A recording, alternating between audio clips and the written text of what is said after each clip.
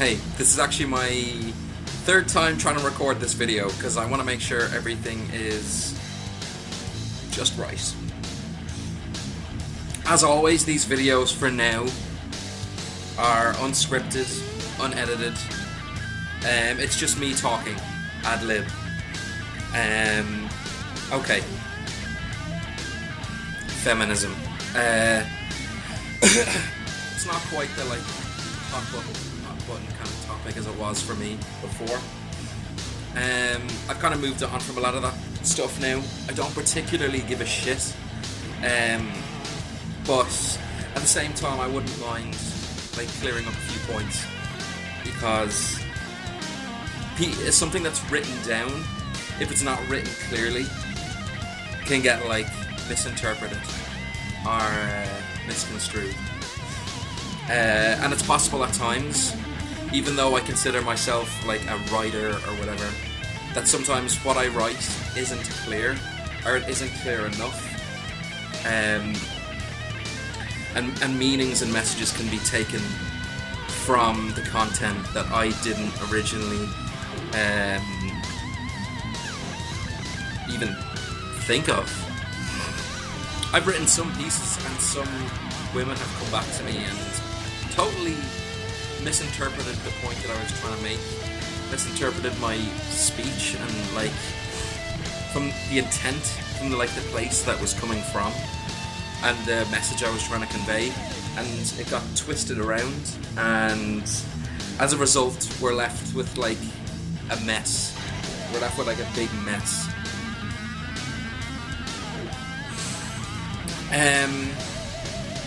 I can boil it down to this. I think things like feminism are needed in a lot of third world countries. I remember a while ago, there was a girl who was maybe 14, 15. She could have been younger even. And she went and stood up in front of the UN and talked about women's need for education in the third world, and women's need for proper, genuine, authentic, equal status to be educated, to vote, to drive. Things that we all take for granted. Things that we all take for granted in the first world. Those women in Saudi Arabia couldn't do that. They couldn't do these things.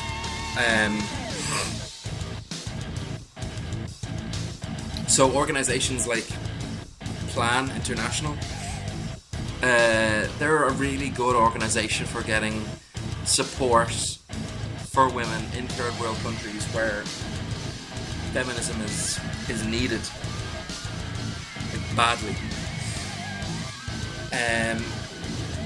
Because some of the treatment of women around the world, especially in a lot of third world countries and in the likes of the Middle East, to our standards anyway, is pretty abhorrent. What I didn't get was Ireland being a first world country. When I saw, and I've explained this in a previous video that got thumbs down. I mean, it's your right to do that, but I don't see the issue in what I was saying, even objectively. What I didn't get was it became this power struggle instead of equality, because women have equality. What can I do that a woman can't do? Drive, vote, opt out of the workforce, get an education, get any job that she wants. There are far more college graduates now that are female than male. The suicide rate, for a list of reasons, is much higher for men than it is for women.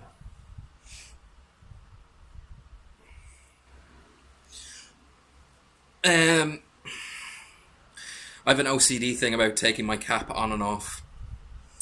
Yeah, shit.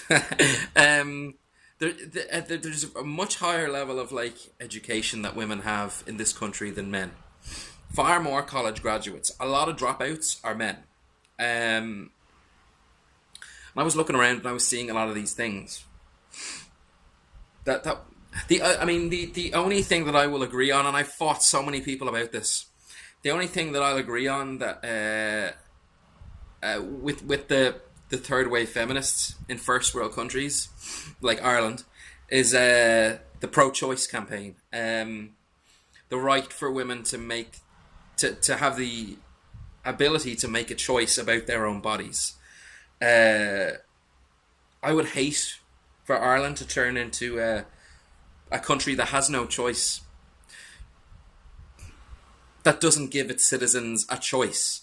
Like we're ruled under some sort of nanny state, harking back to like our more archaic times with the Catholic Church. I would hate to live in that place. I'd hate to live in a place that's run by the government because, you know, they know best for, they know best for what we want, as individuals. Fuck that. I hate that. I'm all for everyone having a choice. I'm all for like women having a choice about their own body. I'll very much stand with like pro-choice people on that. But what for me it boils down to is, and it's been summed up so many times by people who are much more perceptive and intelligent than I am. When I walk out my door, when everyone walks out their door and into the world, they are wearing glasses. They're either wearing shit-tinted glasses, and they see the world as a dangerous, threatening, violent, hostile place, or they're wearing rose-tinted glasses, where they see the world as happy, content, fulfilled, loving, caring. I would sort of side, personally, me with my experiences, but it depends on my environment as well, where I am. Where I am now, in this part of the country, I would see the world through slightly shit-tinted glasses. I see the treatment here of women, especially girls who are maybe 16 to 30, maybe a little bit older, but I see that treatment there by men, not all men, but by, in general, I mean, is really rough. And I explained this in my rant. It's fucking abhorrent and horrible and vile. And I called these guys who overly pursue women, who won't take no for an answer, as like villainous scum. Now, that's not the way it is in all parts of Ireland. I find that like wherever I go, somewhere like Galway, somewhere like Dublin, especially with certain bars in Dublin and certain places in Dublin, the women are treated like very respectfully, and the women can have a laugh and let their guard down, and there's a great like synergy there between like the guys and the girls, a synergy that I don't feel in certain other parts of the country, where it's like the men are over here and then the women are over there, and they're both kind of like not fearful of each other, but they're both like there's a wariness there, or there's like a distrust or a mistrust. So I'll kind of agree with you there that in certain parts of the country, the way women are treated is kind of abhorrent.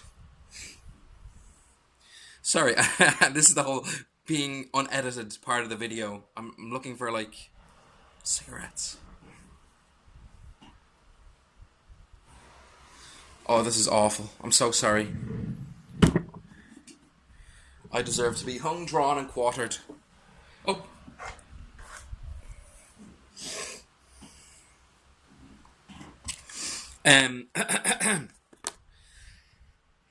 What I don't get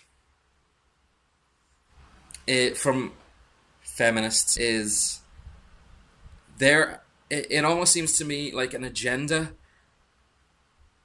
to bring women up, which is fine, to bring women up while simultaneously lowering men down.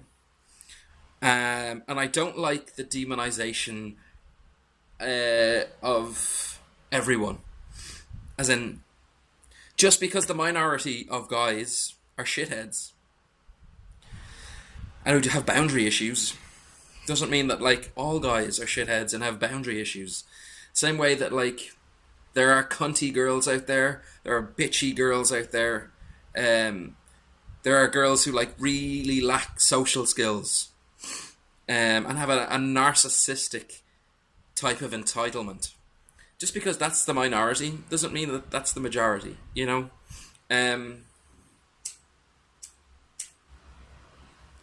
If you're walking down the road and if you have it in your mind, now this is real fucking psychology here, if you have it in your mind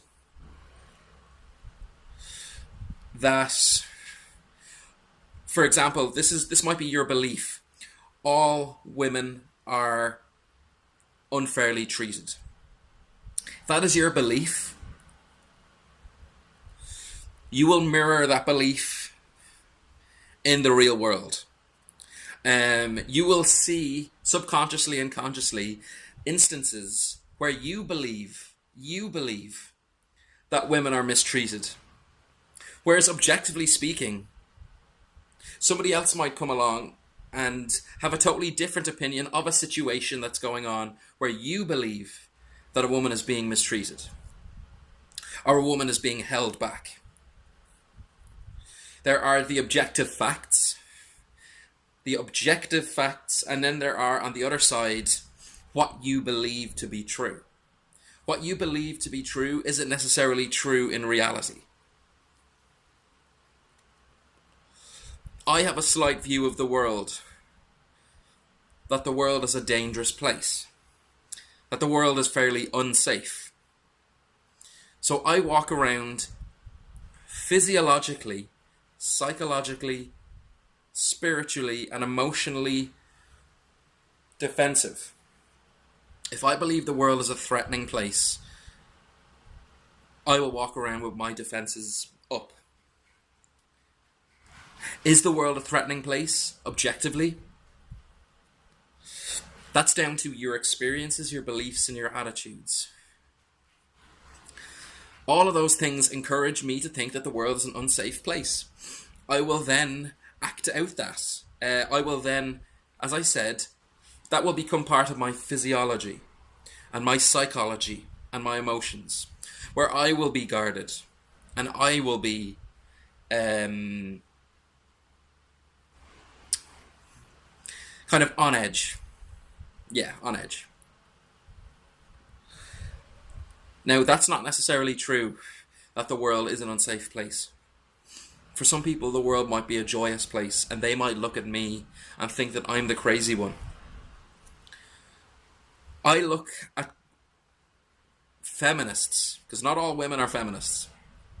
I look at feminists and think that their agenda is... our agendas about certain things is insane. Literally insane. Mansplaining, as I already said in a previous video. Manspreading. I've heard some fucking horse shit that everything is sexist. Like, this whole world is made to be sexist. Even though women are revered, they're looked up to, they're put on a pedestal, especially when you're gorgeous, especially when you're really good looking. That's not necessarily a good thing. Um, but it's something that a lot of guys don't kind of have. Um, uh, I find that men or women who have been through genuine hardship and real suffering and like legitimate suffering, um, they can go two ways. One way might be that it expands their mind and broadens their mind, and they become more aware, but not in a paranoid sense, more aware um, of themselves, of their own feelings, of their own emotions, and they can grow up to be very dignified and mature about things. And then you have the other camp that have lost sight of that like maturity level, or that sort of dignified or intelligent thinking that not everyone's the same and not everyone's out to get you. And there's the other camp that's very, we'll say, self-aware to the point of being paranoid, and very aware of their surroundings to the point of being paranoid. And they believe in their heads that there are situations out there every day, all the time, that are out to get them, and that are out to like put them down, or that are out to cause them misery or suffering. It's a lot to do with the state of mind that you find yourself in at a particular time. I feel safe in Dublin. I haven't had many violent experiences in Dublin. I've never been subjugated to any kind of torture in Dublin. But when I go down the country, I feel unsafe. So therefore, I feel safe, I feel unsafe. Now, if you feel like you're unsafe in a particular place, look objectively at it and figure, what is actually happening here? Not what I think is happening, or not what I think might happen. Look at what has actually happened and what is happening now. I have to remind myself all the time. I have certain like PTSD issues. I'm a fairly like anxious person. I'm very like very aware of my surroundings and like of myself. Too aware. That's not a particularly healthy place to be. And if it's the mindset that feminists are operating at, that everything around them is sexist, and they're misinterpreting things to be sexist, they're not going to have a fun time of it. They have got, sort of like me, shit-tinted glasses on. It's not productive. It creates no synergy with humankind.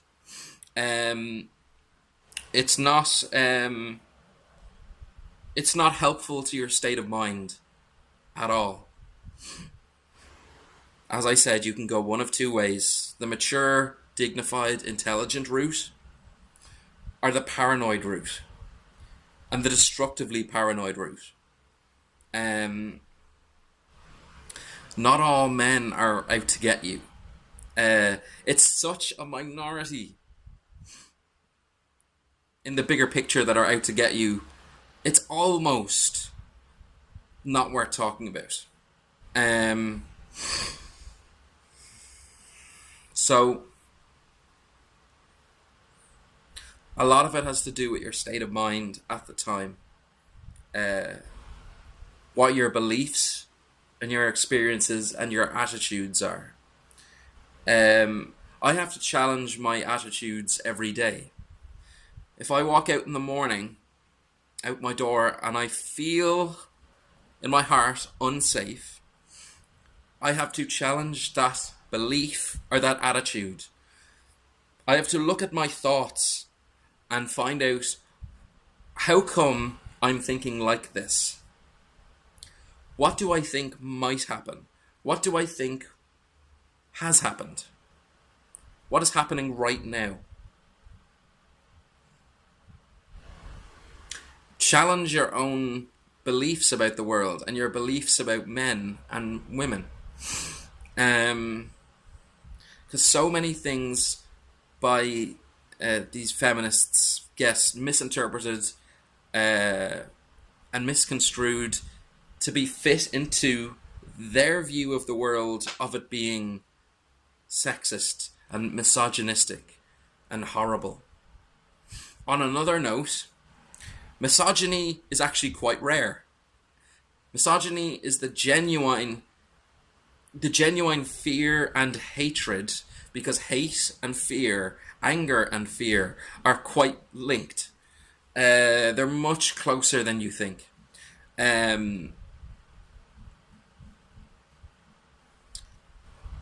I forgot my point. Ugh. Oh, Jesus.